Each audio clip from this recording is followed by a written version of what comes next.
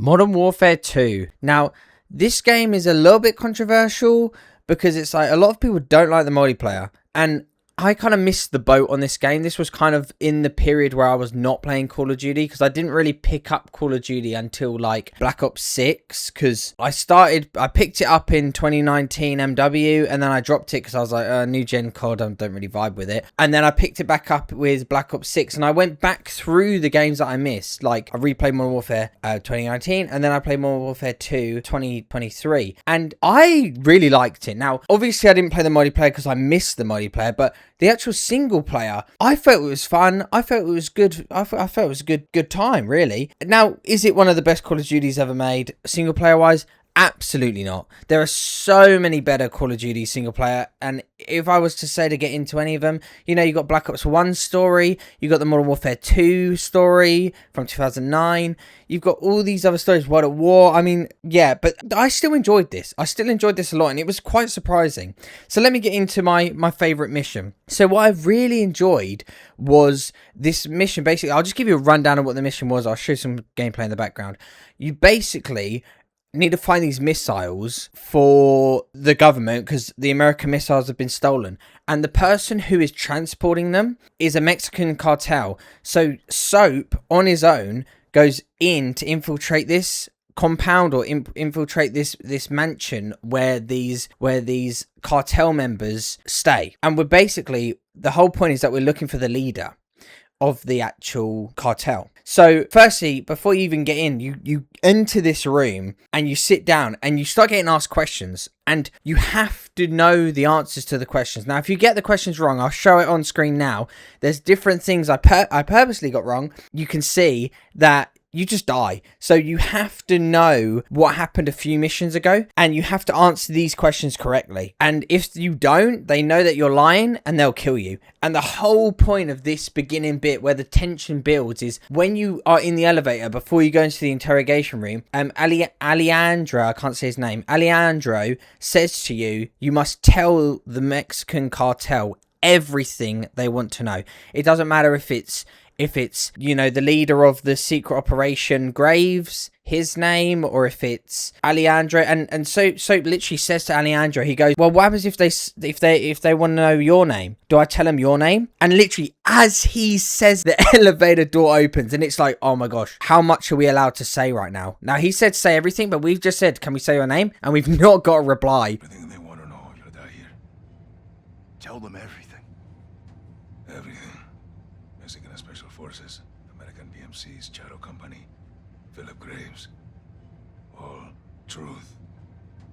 Even your name.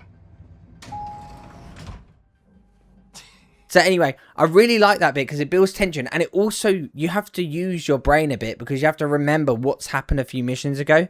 Now, I don't know if people struggled with this because me personally, I enjoyed the game, so I was very engaged in the game. So when it came to answering these questions, I didn't have any problems. But even if you struggle, you can get the answer wrong. And Valeria says, are you sure you want to answer that? Are you sure that's right? Do you want to have a think before you answer? Which is really cool because it kind of gives you 2 out of 3 options. So you can get one wrong, but now it's a 2 of 2 option. You either get the, so imagine you got left, right, middle. So you've chosen middle. Are you sure? So now you've got left and right to choose. So now it's a 50-50. So I did like that. Anyway, so after that, you then go into an elevator. I'm not going to bore you. You then go into this open-esque little mini thing. And this ain't an open mission. This ain't MW3. I hate MW3. 2024, not the OG, 2024, because those open missions, I hate them with a passion. They are the most boring things. It has like an open-esque mission, but it's a quite linear, tight mission. It's not like you can just go wherever.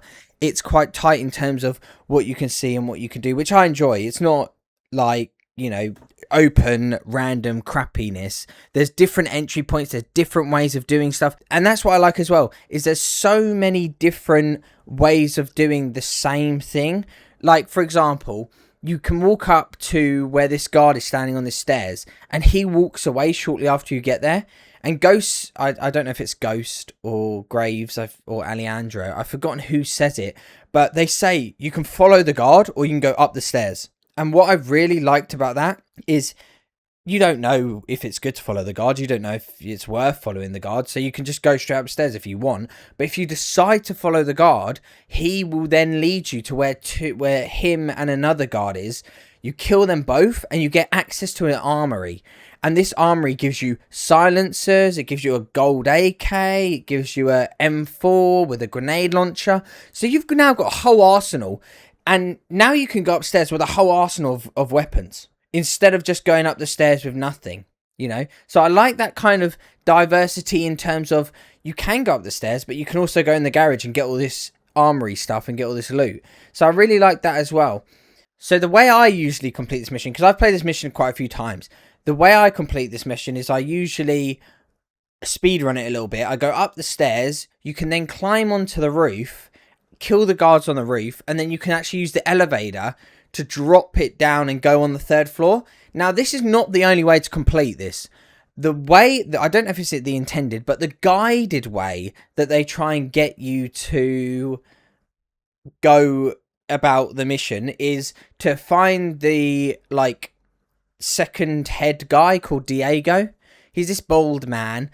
You have to kill him to get the key card to the elevator to then go up. Now, it's completely optional. You can do it, you cannot. And what I like about that is when you actually get to the final stage where you're spy camming into the room to find out that Valeria is actually the El Chikari or whatever it's called, like the head. She's the leader, basically, of the cartel, which you don't really know at first because they don't actually tell you. They actually lie and say she's the second in command when she's actually the commander. Now, that does change based off of what you've done. If you've gone loud, you'll get a different kind of interaction. If you've killed Diego, he won't be there and it'll be a different guard. If you keep Diego alive, he'll be up there.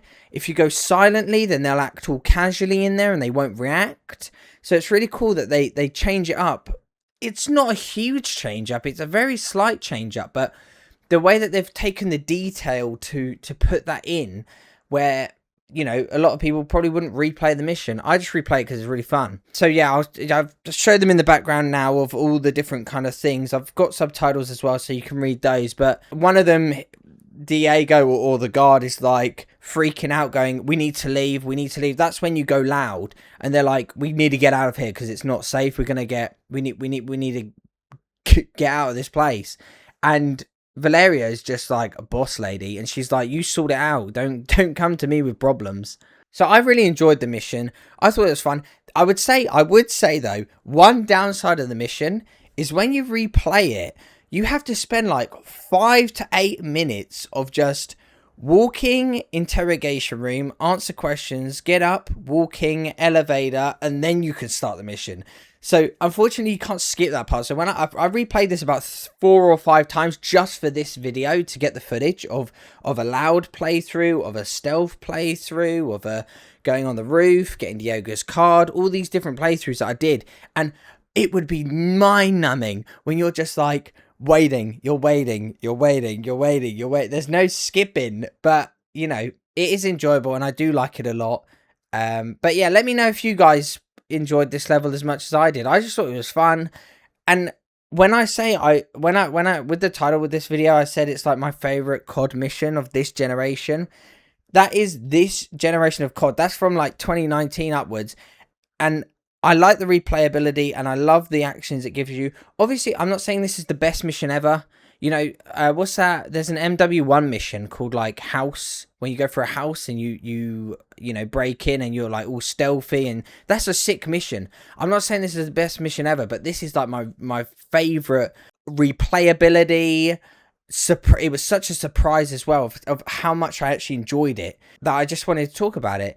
But yeah, hopefully you guys enjoyed this video and I'll see you guys next time.